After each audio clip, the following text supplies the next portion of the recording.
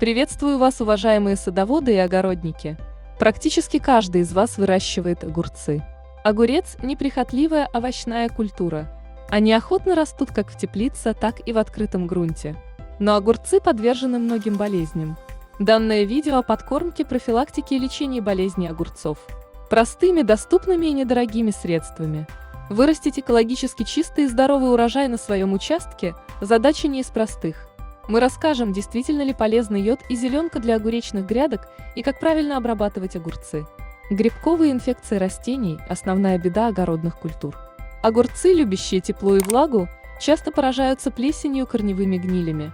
Применяя обработку огурцов растворами зеленки или йода, мы сможем защитить растения от болезней.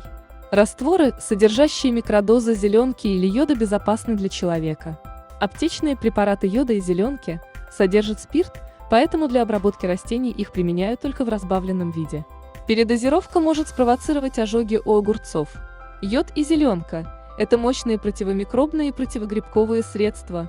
Предотвращает вирусные болезни растений, подавляет развитие грибковых инфекций.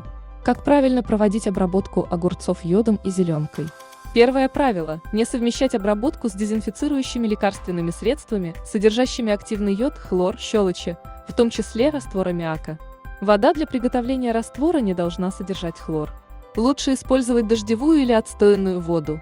Второе – соблюдать дозировку. Имейте в виду, что стандартные аптечные пузырьки содержат 10 мл йода и зеленки. В чайной ложке 5 мл, в столовой 10 мл. Количество капель препарата, необходимое для раствора, отмеряют обычной медицинской пипеткой или одноразовым шприцем. Третье правило – опрыскивание по листу проводится только в утреннее или вечернее время в безветренную погоду. Четвертое – прикорневой полив огурцов и обработку грунта нельзя проводить по сухой земле. Перед процедурой почву увлажняют. Корневая гниль поражает опорный аппарат огурца, его питательную систему, с помощью которой растение поглощает из почвы влагу, минералы и органику. Обычно споры заносятся с грунтом, где при благоприятных условиях влажность, температурный режим начинают бурно развиваться и паразитировать на растениях. Признаки поражения корневой гнили на рассаде. Увядание и пожелтение листьев в нижней части стебля. Побуревшие корни. Увядающие завязи. Для лечения приготовить раствор. 10 литров воды, 10 капель зеленки. Опрыскивать заболевшее растение каждые 7-10 дней. При сильном поражении корней. Приготовить лекарство, состоящее из воды и зеленки. Соотношение ингредиентов 2 к 1.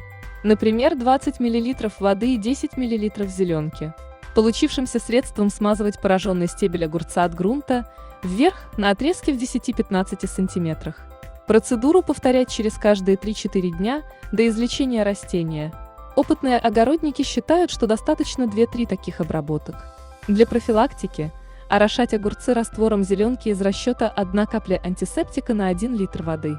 Одно из самых распространенных болезней огурцов – это белая гниль. Это опасное заболевание, вызываемое грибками. Возбудитель быстро переходит на здоровые растения. Это опасно развитием эпидемии, возможностью потери до 50-60% всего урожая.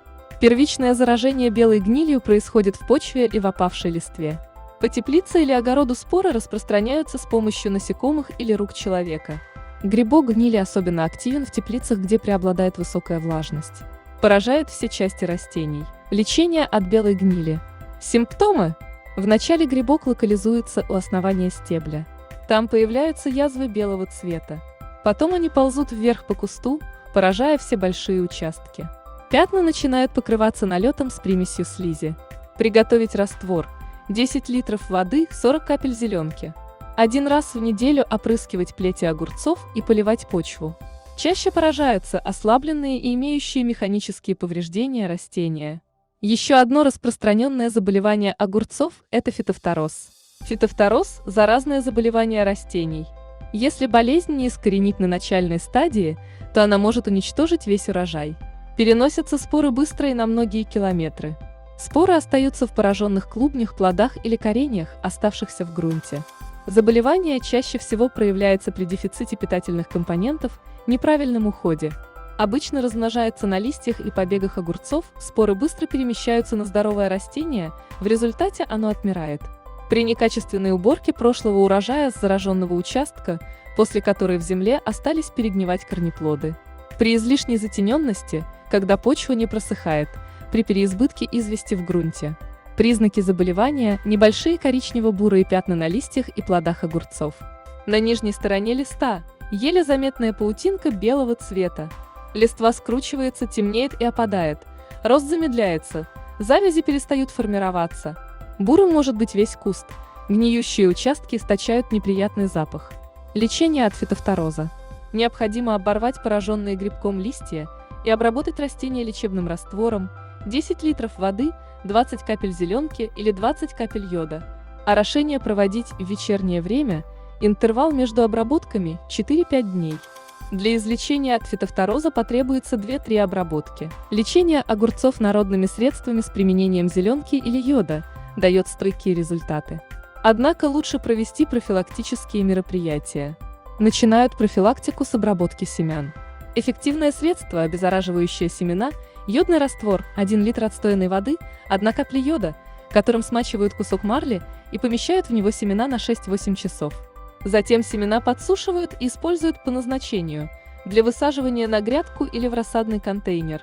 Перед перенесением рассады на грядку или в теплицу целесообразно пролить грунт слабым йодным раствором. 10 литров воды, 3 капли йода. Для получения повышенного урожая огурцов также можно применять подкормку йодом. Подкормку растений можно осуществить одним из перечисленных ниже способов. Способ первый. Обработку проводят в конце периода цветения. Для опрыскивания используют слабый водный раствор зеленки или йода. На 1 литр воды нужна всего 1 капля средства. Способ второй. Проводят перед началом периода цветения. Для стимуляции образования большого количества завязей огурцы поливают слабым раствором йода, 3 капли средства на 10 литров воды. Полив совершать строго под корень. Способ третий. Для того, чтобы огурцы приобрели насыщенный зеленый цвет и росли крупными, используют подкормку из зеленки и хлебной закваски. Для ее приготовления батон замачивают в ведре с водой на 10-12 часов, а затем добавляют к нему пару капель зеленки. Перед использованием раствор процеживают и поливают им огурцы под корень. Антисептики также применяют для обработки рассады огурцов. Варианты обработки огуречной рассады такие. Полить саженцы раствором из 1 литра теплой отстоянной воды и пары капель йода для стимуляции их роста. Для профилактики грибковых инфекций после достижения ростками высоты 10 см нужно протереть стебли концентрированным водным раствором зеленки или йода, приготовленным по пропорции 2:1. Для ускоренного роста рассады можно осуществлять опрыскивание раствором, состоящим из 30 капель йода, разведенных в ведре воды. К смеси добавляют 1 литр молока и 20 граммов натертого на терке хозяйственного мыла. Периодичность обработок 1 раз в 2 недели. Процедуру обработки раствором антисептиков можно проводить для огуречной рассады, имеющей по 3-4 зеленых листочка. Несмотря на многообразие удобрений, многие дачники отдают предпочтение натуральным народным средствам.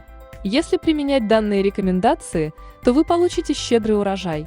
Надеюсь, эти советы пойдут вам на пользу. Желаю всем обильного урожая!